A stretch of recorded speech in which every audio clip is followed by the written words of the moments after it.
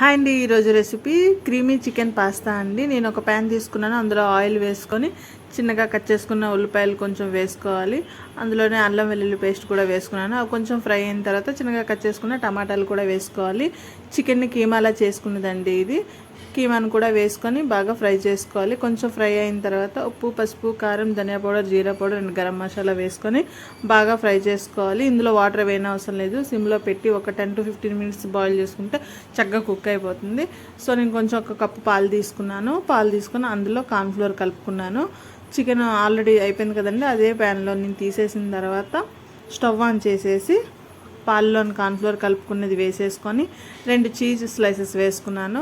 అది కొంచెం బాయిల్ అయిన తర్వాత టమాటా కెచప్ కూడా వేసుకున్నాను. బాయిల్ చేసిన పాస్తా కూడా వేసుకొని కొంచెం కలుపుకోవాలండి. కొంచెం మనకు ఆ క్రీమీ అంతా బాగా పాస్తాకి పట్టుకుంటుంది. నెక్స్ట్ మనం రెడీ చేసి పెట్టుకున్న చికెన్ కీమాని కూడా అందులో వేసుకొని ఒక 2 to 3 minutes బాగా సిమ్లో పెట్టేసి కుక్ చేసుకుంటే రెడీ అయిపోతుంది.